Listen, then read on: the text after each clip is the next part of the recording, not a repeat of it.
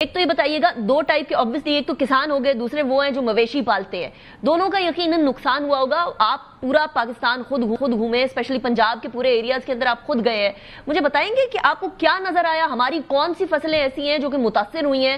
آنے والے دنوں کے اندر ہم اس کی وجہ سے سفر کریں گے؟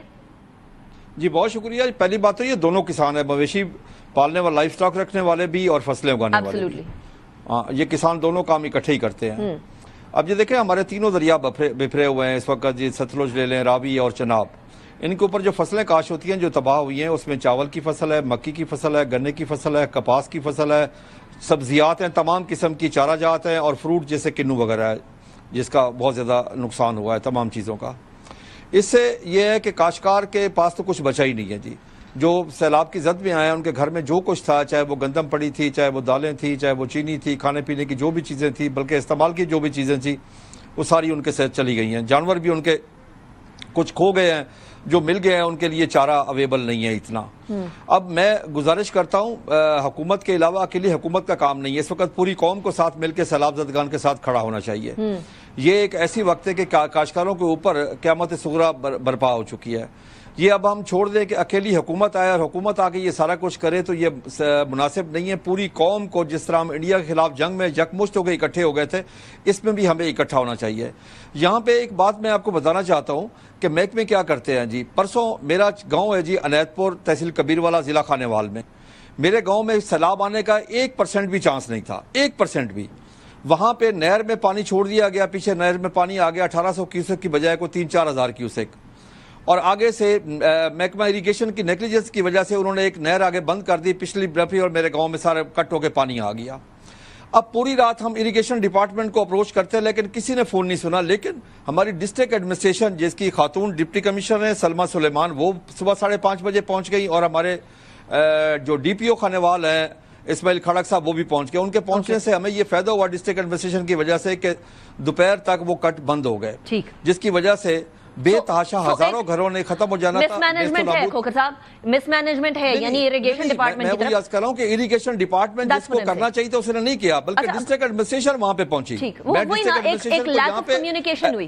کیا اریگیشن ڈپارٹمنٹ کو پتا ہوتا کہ اگر نہر میں اتنا پانی آ رہا ہے؟ وہ پتا تھا، نہیں ان کو پتا تھا۔ ان کے ایکسیئر نے جان بوجھ کے اگلی ایک نہر بند کی۔ اصل وجہ یہ ہے جی، ہمارے پاس فوٹیج موجود ہے، ایک نہر سے جب 2 نہریں نکل رہی ہیں اس نے ایک نہر بند کر دی، ٹھیک ہے، اور وہ انتہائی غلط تھا اس کا۔ اس نے پتہ نہیں کسی سیاسی اپروچ کے اوپر یا کسی کے کہنے پہ اس نے یہ کام کیا، جس کی ہمارے پاس فوٹیج موجود ہے۔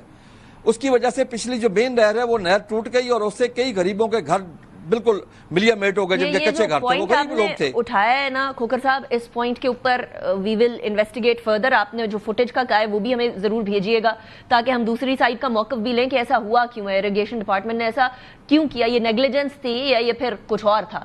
لیکن یہ بھی بتائیے کہ اب ہماری کچھ فصلیں جو متاثر ہوئی ہیں ان کے اندر چاول کپاس کی فصل تو ہے ہی ہے، لیکن کہیں کچھ جگہ پر میرے سننے میں یہ بھی آیا ہے کہ کیا گندم بھی متاثر ہوئی ہے؟ ہماری جو سٹور ہوئی گندم تھی کھوکھر صاحب، اس کی تردید کر دیجیے گا یا تصدیق کر دیجیے گا؟ نہیں، گندم جو لوگوں کے گھروں میں تھی وہ تو گئی ہے بالکل، اس میں تو کوئی شک والی بات نہیں۔ جتنے بھی آپ دیکھیں نا، یہ 3,500 سے 4,000 موازیات بنتے ہیں، ان میں جہاں پہ پانی آیا وہاں پہ تو ان کے پاس کچھ بھی نہیں بچا، نہ گندم بچی ہے، نہ کھانے پینے کی اور باقی چیزیں بچی ہیں، نہ ان کے پاس کپڑا بچا ہے، ان کی چارپائیاں، بسترے، جو بھی ان غریب لوگوں کے پاس تھا وہ سب کچھ چلا گیا۔ اس وقت تو بے یارو مددگار ہو کے سڑکوں پہ بیٹھے ہوئے ہیں۔ اس وقت تو پوری قوم کو میں بار بار ایک ہی ریکویسٹ کر رہا ہوں کہ پوری قوم کو چاہیے، علامہ اقبال نے کہا تھا نا کہ درد دل کے واسطے پیدا کیا تھا انسان کو، ورنہ طاعت کے لیے کچھ کم نہ تھے کرو بیان۔ اس وقت تو ہمیں درد دل کا ثبوت دینا چاہیے کہ ہمیں ان کے ساتھ کھڑا ہونا چاہیے، ان کی مکمل سپورٹ کرنی چاہیے۔ اور میں حکومت سے گزارش کرتا ہوں اس وقت کہ اگر ہم نے فوڈ سیکورٹی کے لیے، کیونکہ آنے والے سالوں میں بہت مجھے مسئلہ نظر آ رہا ہے فوڈ سیکورٹی کا، ہم پہلے ہی شارٹ فال کا شکار ہیں حکومتی غلط پالیسیوں کی وجہ سے، اور اس کی وجہ یہ کاشتکار کو 2 سال گندم کا ریٹ نہیں ملا، 2200 ارب روپے کا کاشتکار کو 2 سالوں میں جو کم ریٹ ملا ہے۔ اب اگلے سال کاشتکار اس موڈ میں نہیں ہے گندم لگائے، کیونکہ اس کی پیداواری لاگت نہیں مل رہی۔ ابھی جو حکومت نے غلط فیصلے کیے ہیں، ابھی کل کا دن میں آپ کو بتاؤں کہ ایک طرف اس کو ڈی ریگولیٹ کیا پہلے، اب اس کو ریگولیٹ کیا جا رہا ہے۔ جب کاشتکار سے گندم چلی گئی اب ریگولیٹ کیا جا رہا ہے۔ بھئی کل انہوں نے نوٹیفیکیشن کر دیا کہ 3,000 تک لوگ سیل کر سکتے ہیں، ہم نے بیچی ہے 1,800، 1,900، 2,000، 2,100 روپے میں بیچی ہے جی۔ اس سے زیادہ ہم سے گندم نہیں خریدی گئی۔ اب حکومت نے اس کا ریٹ فکس کیا 3,000 روپیہ۔ بھئی ڈی ریگولیٹ کا مطلب یہ ہے کہ اکراس دا بورڈ یہ ریگولیٹ نہیں across the board free marketing ہو. اب بین الصوبائی پابندی لگا دیے, قانون کے مطابق نہیں لگا سکتے. ہماری باری تھی تو کہا گیا کہ آئی ایم ایف کی مجبوری ہے, ہم آئی ایم ایف پہ پابند ہے. اب آئی ایم ایف کی مجبوری نہیں ہے.